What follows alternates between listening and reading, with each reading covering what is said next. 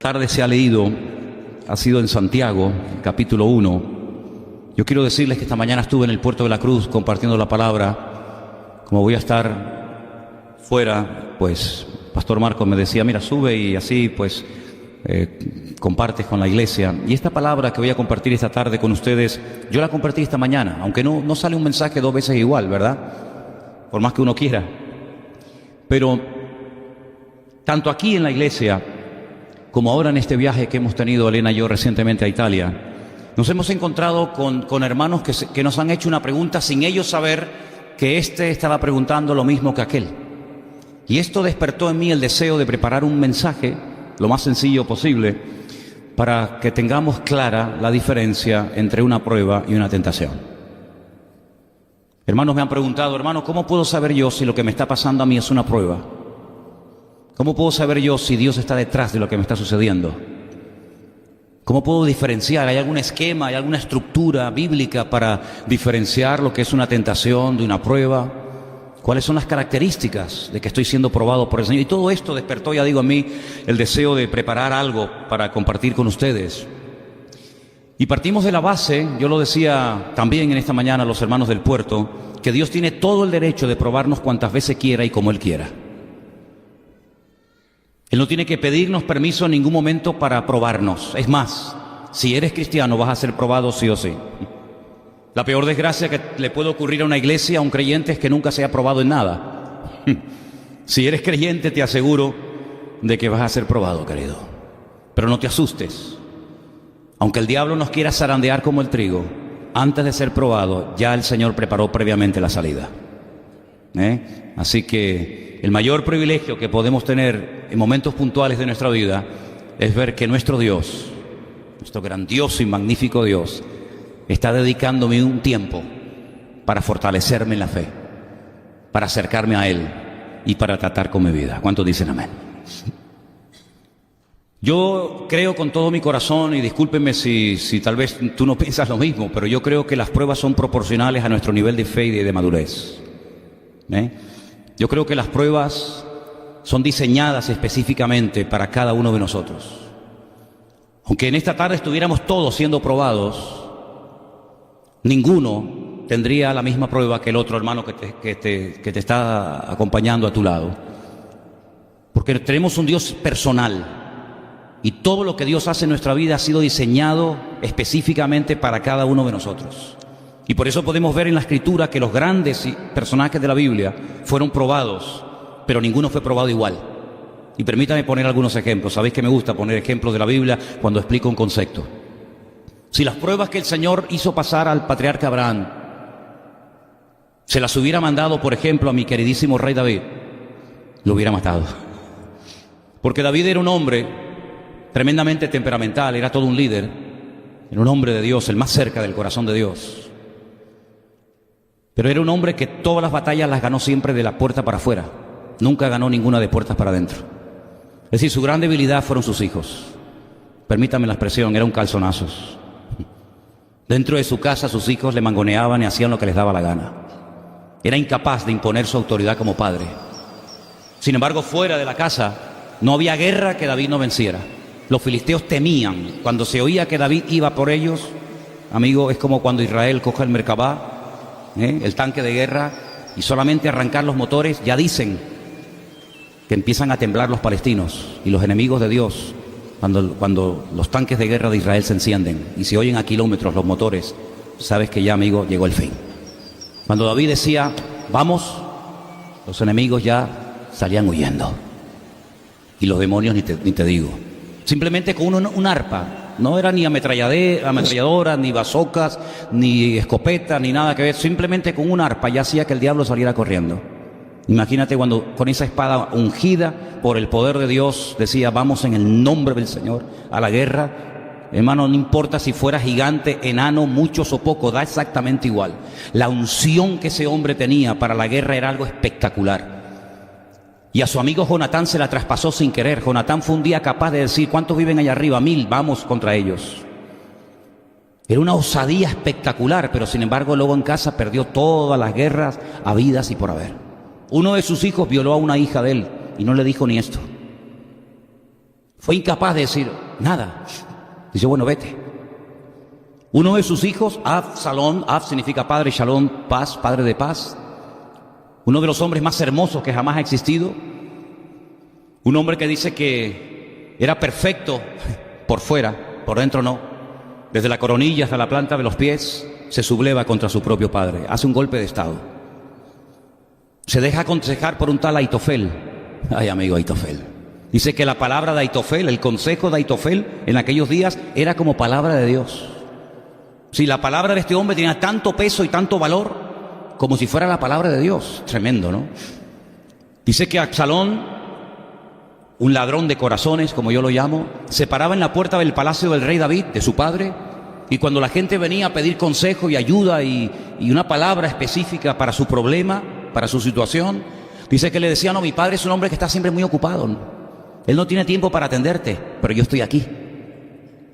Dice que de esta manera robaba el corazón de Israel y le decía al final, cuando ya le daba consejos y atendía a la gente, ay, si yo fuera el rey de Israel, qué bien te iría conmigo, ¿verdad?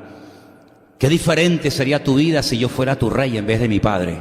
Y dice que así poco a poco fue robando el corazón de Israel hasta que se sintió fuerte, se rodeó de un montón de pelotas y al final se atrevió a hacer un golpe de estado contra su propio padre. Y esto no era un niño caprichoso que le das una exhortación, una palmada y se acaba el problema, no, esto era algo muy en serio, muy en serio. Fíjate qué en serio era, que David tuvo que salir corriendo y salió corriendo descalzo, no le dio tiempo ni de ponerse las sandalias y tuvo que subir llorando descalzo el monte de los olivos y marcharse al desierto de Judea porque su hijo venía a matarlo, porque él quería ser rey. Era una persona resentida porque él esperaba ser rey. Y sin embargo, su padre, a quien nombró rey, fue a su hijo Salomón. Y entonces él no aceptó el rol que le había tocado en la vida y se levanta contra su propio padre. Y para demostrar que va en serio, manda a poner en lo alto del tejado de la casa de su padre una carpa. Y dice, súbame a todas las mujeres y todas las concubinas de mi padre y me voy a acostar con todas y cada una de ellas para que mi padre y todo Israel sepa que yo no quiero tener nada con mi padre. Bueno, algo tremendo, una cosa increíble. Los soldados van a la guerra para mantener el reino, para mantener la unidad del reino. Y una de las órdenes que le da el rey David es no le hagan daño a mi hijo Absalón, no le hagan daño. Dice la Biblia que mientras huía quedó enredado en una encina con los pelos y llegaron los soldados del rey David y le hicieron así, fum, fum, fum, 3 saetas, ahí quedó, colgado. Muerto el perro se acabó la rabia, dice el refrán. Cuando llega la noticia a David, él comienza a gritar, él comienza un grito desgarrador, se oye su voz por todo el palacio, Absalón, Absalón, hijo mío. Y el general de sus tropas le dice, mira, como no salgas fuera y pidas perdón a los soldados que hoy se han jugado la vida para que vuelvas a recuperar el reino, te vas a quedar más solo que la una.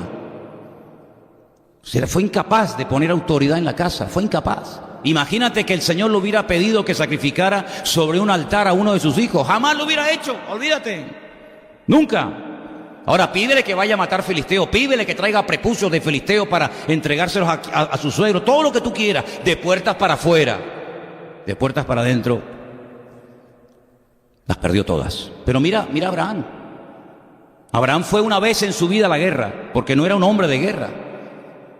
Pero cuando el Señor le dice a este anciano que vive en el sur de Israel, en una ciudad que se llama Beersheba, la ciudad de los 7 pozos, Beer, pozo, Sheba, 7, cuando le dice, ve al monte Moriah y sacrifícame a tu hijo, a tu único hijo.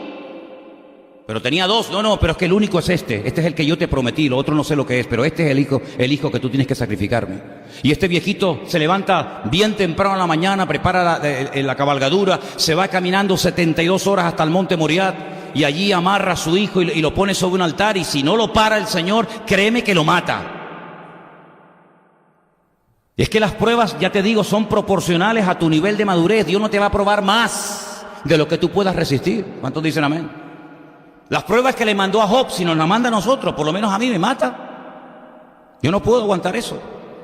Es decir, que cuando tú estés siendo probado, tranquilo, no pierdas la paz, no pierdas la calma, porque esa prueba ha sido diseñada específicamente para ti. Y Dios te va a dar la prueba y te va a dar la salida. ¿Cuántos dicen amén? Así que no te sorprendas por el fuego de prueba, sino dice Santiago, tener sumo gozo cuando os halléis en diversas pruebas, sabiendo que la prueba de vuestra fe produce paciencia, pero tenga la paciencia y la fe su obra completa, no te quedes a medias, no te quedes a mitad de camino. Diversas pruebas hace referencia a los distintos mantos, a las distintas capas de pieles de los animales que se sacrificaban en el templo de Jerusalén. Entonces las pruebas te van a venir un día por la parte económica, otro día por la parte familiar, otro día por la parte ministerial, otro día por la parte física. En fin, hay muchas formas, pero todas y cada una de ellas, repito, han sido diseñadas y preparadas específicamente para ti. Son para ti. Y el Señor sabe que te viene bien esa prueba, porque la prueba no es para que tú le demuestres a Dios nada, porque Dios sabe lo que somos y lo que no somos, lo que tenemos y lo que no tenemos. Él sabe cómo vamos a reaccionar. La prueba es para que tú te des cuenta si estás dando la talla, si de lo que presumes, a ver si va a ser de lo que careces. Luego la prueba es una forma que te demuestra a ti mismo si verdaderamente eres tan santo y tan espiritual y tan maduro como tú dices que eres. Y la prueba, hermano, te descubre, la prueba te acerca al Señor, porque si la prueba no te acerca al Señor, entonces no la vas a aguantar y vas a tropezar y le vas a dar lugar al diablo. Así que las pruebas son para acercarnos a Dios, nos hacen crecer, nos capacitan, nos fortalecen y nos preparan. ¿Sabes para qué? ¿Sabes para qué? Para la otra prueba.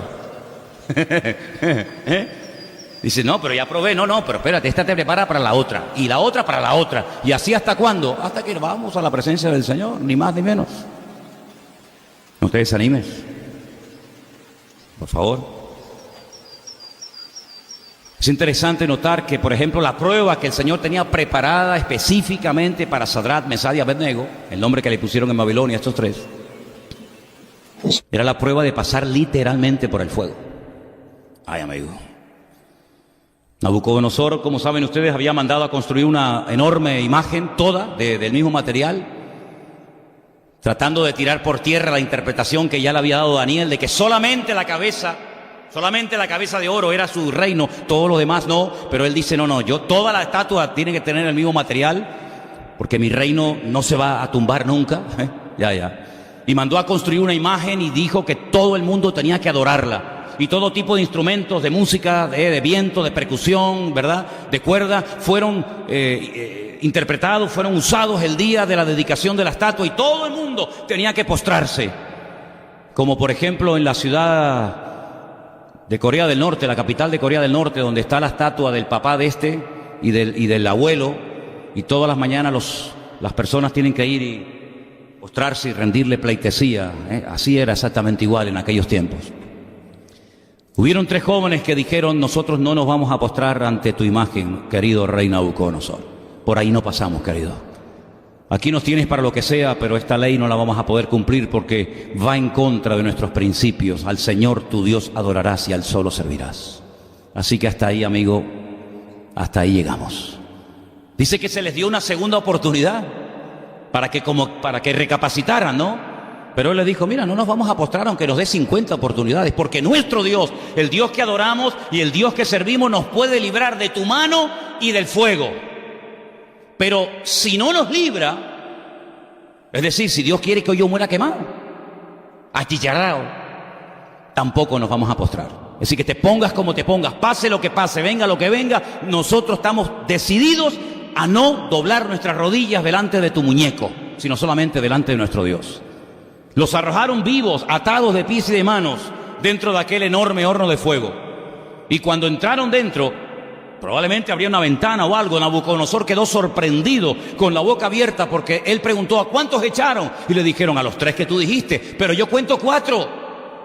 Y el aspecto del cuarto es diferente, dice en su lenguaje de idolatría, veo que es como hijo de los dioses. Claro, no tenía lenguaje bíblico para decir, no, este es el Señor, el que está con ellos.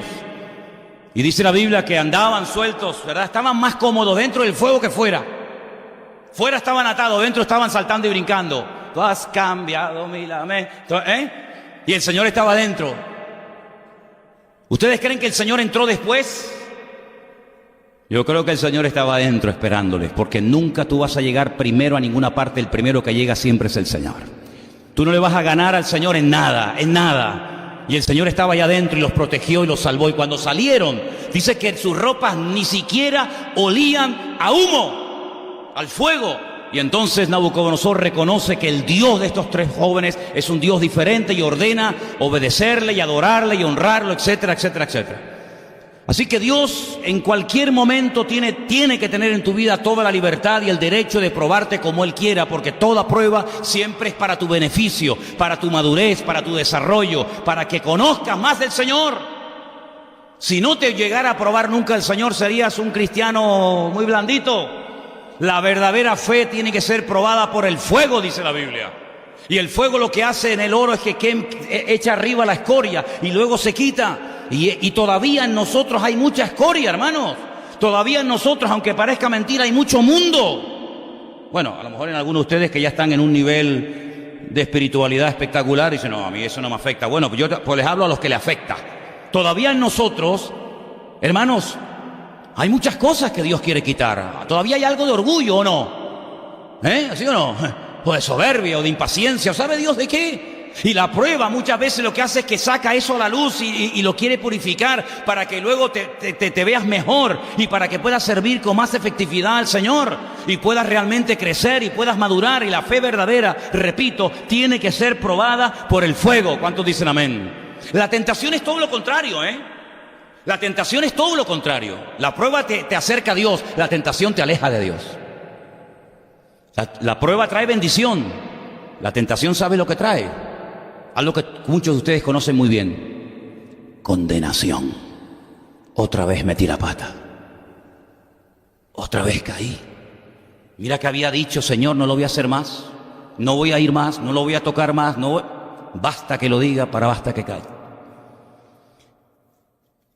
El idioma hebreo, ustedes saben que a mí me fascina. Hasta de las letras puedes hacer estudios bíblicos. De las letras. De las 22 letras que existen en el Aleph Bet, en el alfabeto hebreo, hay 5, solamente 5, que cuando se escriben al final se escriben diferente. Por cuestiones de ortografía, se llaman igual, pero se escriben diferente. Una de esas letras que al principio se escribe de una forma y al final de otra es la letra Mem, el equivalente a la letra M en nuestro idioma. Men es la M. Cuando usted escribe una palabra que lleva la letra Men al principio, es como un semicírculo con un rabito arriba y abierta por abajo. Está abierta por abajo. Pero si usted tiene que escribir esa letra en una palabra que termina en M, usted no puede escribir esa letra exactamente igual que como la escribió al principio. Sería una falta de ortografía grave. Es como escribir hermano sin H, bocadillo con V, o vaca con B larga y cosas así. ¿Okay? Cuando usted escribe una palabra con la M al final, tiene que hacerla totalmente cerrada. Totalmente cerrada, y se llama men sofit, men final. ¿Habrá algún ejemplo en la Biblia de alguna palabra donde aparezca una M al principio y una M al final? Sí. Mitzraim. Mitzraim al castellano se ha traducido por la palabra Egipto. El país de Egipto, en hebreo, se llama Mitzraim, pero Mitzraim no significa Egipto. No. Mitzraim no significa Egipto. Mitzraim significa los que están al lado del río. Los que creen que hacen frontera y el agua no pasa. Y yo le comentaba esta mañana a los hermanos algo que para mí es muy interesante. Cuando usted va, por ejemplo, a Holanda, los que han estado allí, ustedes ven que el hombre ha tenido que levantar y construir unos enormes diques para frenar el agua. Y si usted va a Nueva Orleans, una de las grandes tragedias que hubo en el Katrina fue que los diques de contención se rompieron y el agua inundó la ciudad de Nueva Orleans. Porque el hombre, para contener el agua, tiene que levantar murallas inmensas, por ejemplo, una presa. Hermano, eso es una obra de ingeniería espectacular. Usted no puede tener millones de toneladas de metros cúbicos de agua con un papel. Usted tiene que levantar un muro, pero inclinado y de una forma, ¿verdad? ¿Y Dios cómo contiene los millones y millones de toneladas de metros cúbicos del agua del mar? ¿Cuál es la forma como Dios hace? Porque ya sé lo que los hombres hacen para detener el mar o el agua. Pero ¿y Dios? ¿Cuál es el sistema de Dios? ¿Cómo contiene Él el agua para que el Mediterráneo no inunde Alicante, Barcelona, Madrid, el País Vasco y se inunde toda España? ¿Qué es lo que hace el Señor para que el Caribe no se meta en todo Venezuela? Inunde Colombia y Argentina y todos los países limítrofes. ¿Qué es lo que hace el Señor para que esos grandes océanos no inunden los continentes? Pone unos enormes diques o paredes o muros. No, arena. Arena. Pero no en sacos amontonados, sino así. Que lo haga el hombre. Que el hombre intente detener un río echando arena. ¿Han visto en YouTube a ese hombre que está con una vara vestido de Moisés en un río en tempestad y se pone a reprender para que el río no venga y para que se abra? ¿Habéis visto el tipo este en internet? ¿Lo habéis visto? Al final tiene que salir corriendo. Salió corriendo, si no el agua lo traspasa y lo ahoga. Es que el hombre no es capaz con arena, pero no así en vertical, sino en horizontal, de frenar la fuerza descomunal del mar. Pero Dios sí, Dios puso arena, pero los egipcios decían, no. Dios hizo eso, pero nosotros que somos hijos de dioses, y nuestro faraón es el hijo de Ra, nosotros somos los que contenemos las aguas del río Nilo y los que impedimos que los océanos entren tierra adentro. ¿Sí? Muy bien. Vamos a demostrarlo. Cuando el Señor le dice al pueblo de Israel, pasen por en medio del Mar Rojo, dice que los egipcios quisieron entrar y disfrutar de la bendición que no le correspondía, porque hay bendiciones que hay gente que no la va a disfrutar porque no cumplen los requisitos. Y ellos dicen que intentaron entrar, pero dice que al final, cuando los hijos de Israel estaban en la otra parte de la orilla, miraron y estaban todos los cuerpos del faraón, los soldados del faraón, estaban al lado del río, como diciendo, ¿te das cuenta? Ustedes no contienen ni un chorrito de agua. Ustedes son Mitzraim. Ustedes ahí se quedan. Ustedes no van a disfrutar de esta bendición. Pero esa palabra Mitzraim, que significa los que viven al lado del río, los que paran el río, tiene una M abierta al principio y una M cerrada al final, porque eso es una tentación. Es algo que se te ofrece delante, que te escandila, que se te van los ojos y dices, uy, qué maravilla, pero al final se convierte en una jaula de oro, en una ratonera. Entras muy fácilmente se entra en la droga, muy fácilmente se entra en la pornografía, muy fácil, cada vez más. Muy fácilmente se entra en lo que a la carne le gusta, pero qué difícil es salir, ¿o no? Qué difícil es salir. Qué fácil el primer cigarrillo, ¿no? Aunque... Sí, pero sal de esa hora. Qué fácil fue probar el primer porro, el primer chute, la raya, Qué fácil es entrar a ciertas y determinadas cosas, pero qué difícil y qué duro es salir, si es que logras salir por la gracia de Dios. Eso es Misraín, eso es la tentación, algo que se te ofrece como la panacea, lo mejor del mundo, pero amigo, te atrapa el diablo, te hace un esclavo y de aquí no sales. Mitzraín, abierta al principio, cerrada al final, pero mira el nombre de Dios, Yod Hei Bat Hei. La primera Hei abierta por abajo, abierta por arriba. La segunda Hei abierta por abajo, abierta por arriba. Es decir, Dios te entra, Dios te saca, Dios te prueba, pero también te da la salida. Nunca te abandona, aunque sea, hermano, en el mar, en la montaña, en la cárcel, en un submarino, en la guerra, en paso, donde sea. El Señor está contigo todos los días hasta el fin del mundo. Él te prueba y te da la salida, y nunca te probará más de lo que puedas resistir, sino que juntamente con la prueba te dará la salida. ¿Cuántos dicen amén? ¡Aleluya! Ese es nuestro Dios. Ese es nuestro Dios. Aleluya. Esa es la gran diferencia, hermano. Vamos a analizar, vamos a ver la estructura de la tentación. Vamos a analizarla. Generalmente, una de las grandes diferencias entre prueba y tentación es que la prueba no entiende lo que está pasando. Así que no te asustes, porque si lo entendieras ya no es una prueba. Las pruebas te hacen pensar y decir, bueno, ¿y a mí por qué me está pasando esto? A estas alturas de mi vida. A ver, cuidado con lo que sigues comentando, porque te puedes hacer daño sin querer. Es que yo no me merezco esto. Yo soy fiel, leo la palabra, vengo a la iglesia, ayudo, colaboro y me viene ahora a mí esto, Señor. Pero ¿qué pasa? Cuidado, porque por la boca muerde el pez. Yo no entiendo nada, luego estoy siendo probado. Sin embargo, la tentación es como el engodo, es como el cebo que te pone el pescador para atrapar el animal. El día que Eva fue tentada, que es el primer registro bíblico que hay de una persona que ha sido tentada en la vida, ese día ella estaba sola. Primer problema, demasiado tiempo libre, la ociosidad y la demasiada soledad le abre la posibilidad al diablo de atacarte en cualquier momento. Más dice la Biblia que si uno va solo y se cae, ahí se queda. Pero si van dos y uno se cae, el otro que no se cayó lo puede levantar. Y nudo de 3 dobleces no se parte fácilmente, amigo. Eso dice la palabra. El día que Eva fue tentada,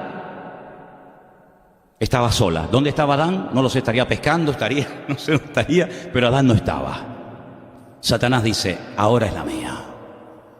Y se le acercó y le presenta una oferta muy tentadora. Qué lindo el árbol, ¿eh? Veo que lo estabas observando. Ay, amigo. Estar en el lugar equivocado, en el momento equivocado, abre la posibilidad a que caigas en las redes en cualquier momento. Hay tentaciones que te vendrán así, sin querer. ¡Bum! Uy, aparecieron, pero hay otras que, amigo, estás flirteando con el pecado y el que se acerca al fuego lo más probable es que se queme. Si tú vas por la autopista 120 puedes tener un accidente, pero bueno, pero si vas a 240 lo más seguro es que te la pegues, ¿vale? ¿Por qué no comes? Porque Dios me ha dicho, mi creador no era atea, ella no era atea, era creyente. Mi creador, mi Señor me ha dicho que el día que comamos moriremos. Satanás le dice, no, ¿qué va? ¿Quién te ha dicho eso? No. Lo que pasa es que él sabe que el día que tú comas serás como él. Y le harás sombra, le harás la competencia. Es un Dios que tiene problemas de envidia. No quiere compartir su autoridad, no quiere compartir su gloria contigo ni con nadie. ¿Sí? Pues eso no me lo dijo. Dios nos ha dicho a nosotros todo lo que tenemos que saber. ¿Dónde está? Aquí. Lo escrito no necesita confirmación, ¿eh? Ay, Señor, confírmame. ¿Qué te va a confirmar? Si está escrito, no necesitas confirmación de ningún tipo. Señor, ¿será tu voluntad que yo ore? ¿Me lo podrías confirmar? ¿Me podrías confirmar si es tu voluntad que vaya hoy al culto? ¿Me podrías confirmar si me puedo casar o no con un inconverso? ¿Me podrías confirmar, Señor, si tengo que leer tu palabra o no? ¿Me podrías confirmar si tengo que perdonar o no? ¿Qué te va a confirmar a ti? ¿Qué te va a confirmar si ya está escrito? Luego el diablo intenta contradecir los principios divinos. No vas a morir, olvídate de eso, eso es un cuento. Come para que veas. Y cuando ella comió y vio que no murió, ella dijo, es verdad, tenías razón, Dios me ha engañado, no he muerto. Y por eso coge el fruto y se va a Adán y le dice, Adán, mira, escucha, yo he comido y mira, estoy entera, viva y coleando, come tú también. Y el tontorrón de Adán, claro, para seducir a Eva tuvo que venir el diablo. Para seducir a Adán, con Eva le sobraba. Con Eva, amigo, tontorrón, Y comieron y dijeron, ay, no hemos muerto. ¿Te das cuenta? No entendía ese concepto. Pero el día que vio a su hijo tirado en el suelo, sangrando, con la cabeza hecha pedazos, y que no se movía, ni respiraba, ni era capaz de ponerse en pie, ese día entendió el concepto de la muerte. Pero eso que ves en tu hijo con tus ojos es lo que ya te pasó dentro de tu corazón, porque te has desconectado de la presencia de tu Creador. El pecador disfruta del pecado que comete, porque como no muera al momento de pecar, eso le da como vidilla, eso le da como de decir, pues mira, he adulterado y no me he muerto, tú. Y he mentido y no me ha pasado nada, y he hecho esto y no me ha pasado nada. Es que eso no es porque estás violando el principio establecido por Dios, eso es por la misericordia de Dios. Porque si en el momento en el que pecamos muriéramos, ninguno de nosotros estaríamos aquí esta tarde, ¿sí o no? Pero Dios ha tenido tanta misericordia que dice, mira, vas a morir, pero te voy a dar un tiempo para que te arrepientas. ¡Qué Dios tan bueno! Yo creo que Él se merece un aplauso, porque eso no lo hace nadie, amigo. ¡Aleluya! Impresionante. Qué increíble. Pero la prueba no es así. La prueba no trae condenación, la prueba no te aparta del Señor, la prueba no te trae condenación encima, sino que la prueba, cuando sales fortalecido, sales victorioso, sales diciendo gloria a Dios. Ahora, hay una característica que algunos ignoran, y es que las pruebas generalmente a veces producen algo de tristeza. ¿Sí o no? Como que está raro. Yo le quiero pedir perdón a toda la iglesia esta tarde, especialmente a los jóvenes, porque yo he estado siendo probado muy fuertemente en estos días pasados. Y el pastor de esta iglesia no es de metacrilato, como este púlpito. El pastor de esta iglesia es de carne y de hueso, y si no, pregúntenle a Elena. Y cuando yo soy probado, amigo, claro que yo sirvo al Señor, faltaría más. ¿A quién voy a servir? Si Él me rescató, yo no sirvo al mundo, yo sirvo a Dios. Lo tengo más claro que el agua. Pero cuando soy probado, amigo, mi carne se estremece y a veces hasta digo, Dios mío, ¿dónde estás? Pero ¿saben una cosa? Y no es una excusa. Mi Señor, nuestro Señor, le dijo un día a 3 de sus discípulos: ¿podéis orar por mí esta noche? Sí, ¿qué te pasa? Es que esta noche mi alma está triste, hasta la muerte. ¿Tú estás triste? Claro, hijo, claro que estoy triste. No le pidió a Tomás, no le pidió a Andrés, ni a Judas. En principio a los más espirituales, ¿no? A los más cercanos. Hombre, ustedes han visto a Moisés y a Elías, ¿te parece poco? Tú has caminado conmigo por encima de las aguas. Tú viste cómo le cogí la mano a la niña allí y le dije Talita Cumi y se levantó. Ustedes han visto cosas que los demás no han visto. Luego ustedes tienen un nivel teóricamente de madurez y de comprensión y de experiencia que en este momento hay que aplicarla a una parte real de mi vida. Oren por mí esta noche porque estoy triste hasta la muerte. Y pidió oración, no ocultó, no vivió de la apariencia, sino que pidió oración. Sí, ya sabemos la historia, se le quedaron dormidos. Pero la prueba no solamente a veces es incomprensible, no te enteras, no sé qué está pasando, ¿por qué me pasa a mí esto? Porque una de las cosas que uno experimenta en la prueba es que pierde el control. En la tentación no, en la tentación tú eres el que manda. Me voy con esta, me voy con aquel, hago esto, hago lo otro. En la prueba no, en la prueba el que tiene el control es el Señor, no tú. Y por eso no sabes moverte, porque siempre nos movemos en esa falsa seguridad que produce el que yo controlo, el que yo domino y el que yo sé. Pero cuando pierdes el control, amigo, dices, ay, ¿ahora qué hago? ¿Y ahora dónde voy? Pero gloria al Señor que el control lo tiene el Señor y Él nunca lo pierde.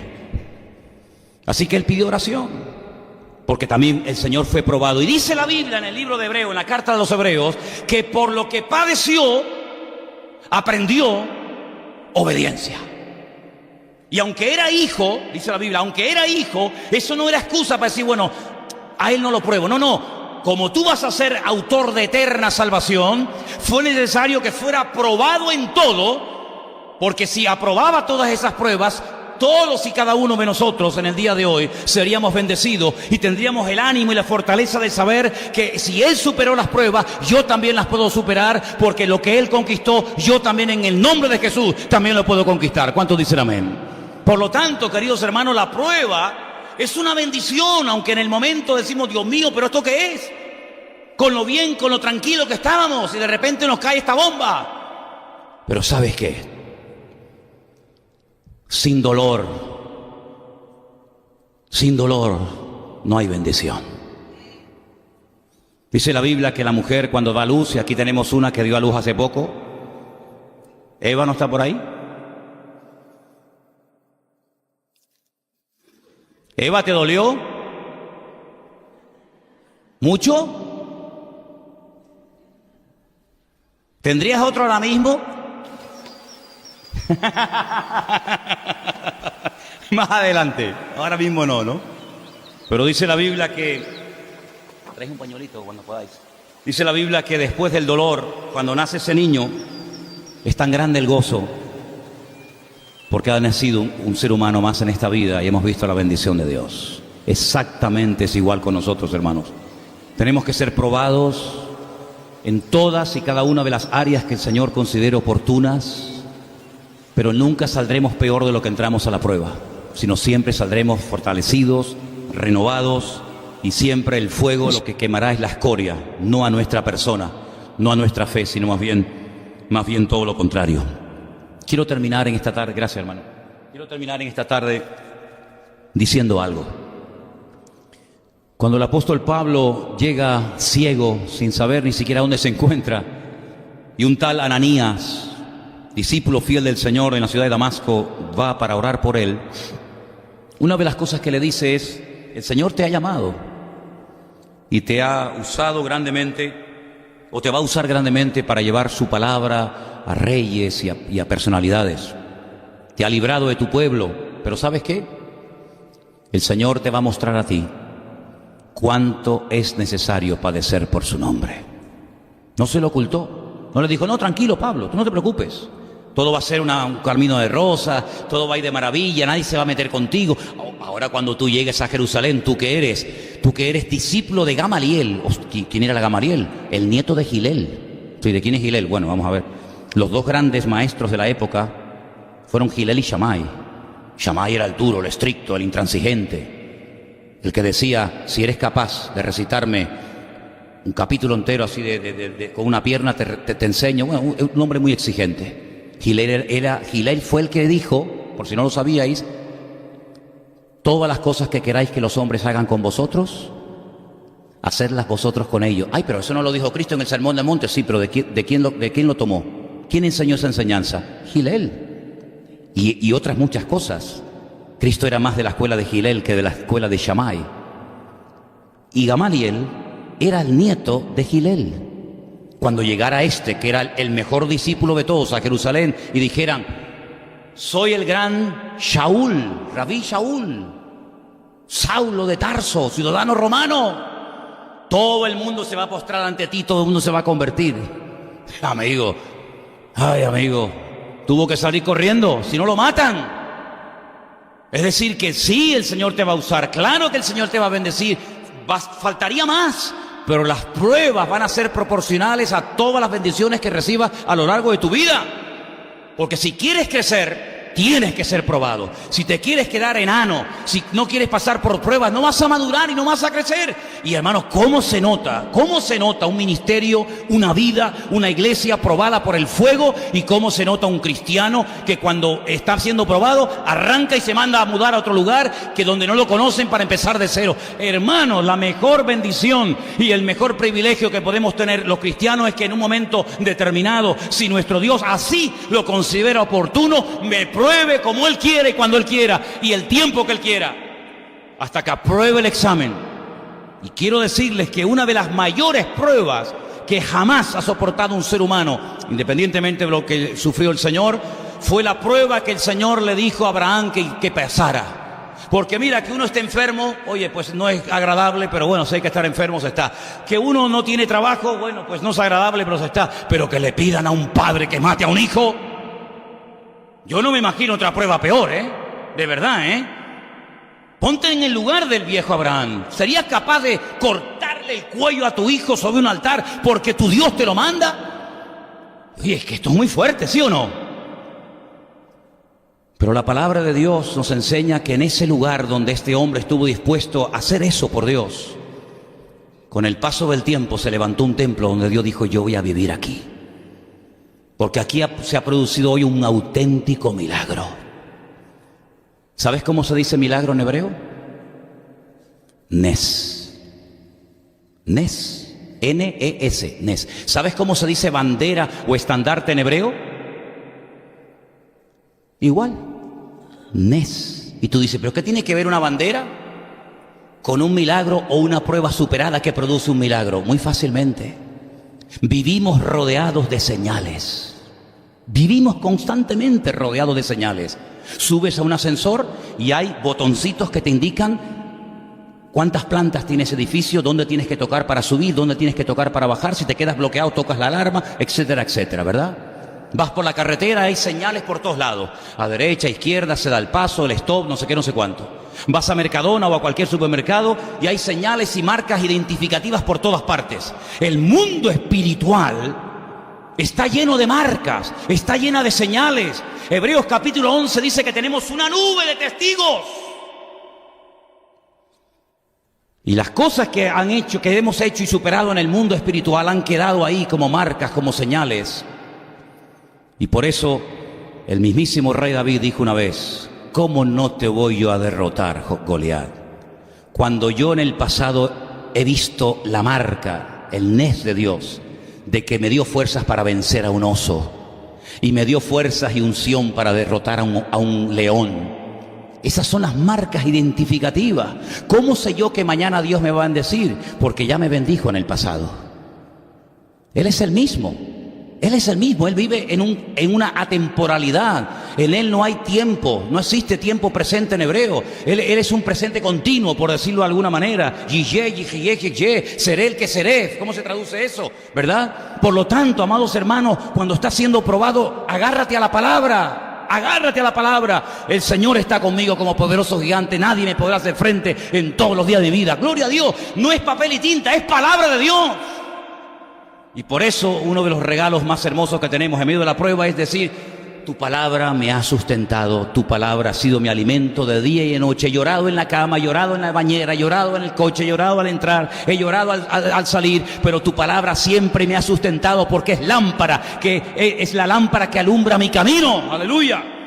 Y por eso, mis amados hermanos, tanto en la tentación como en la prueba, la bomba, el poder infinito, ilimitado de la palabra, hay que usarlo. Por eso les animo: escudriñen, lean, memoricen, aprendan la palabra, porque el diablo, hermano, tiembla ante una persona que tiene gozo y estabilidad y no pierde el shalom, el equilibrio en Dios, y que encima sabe esgrimir la palabra adecuadamente, la palabra de Dios, que es viva y eficaz. ¿Cuántos dicen amén?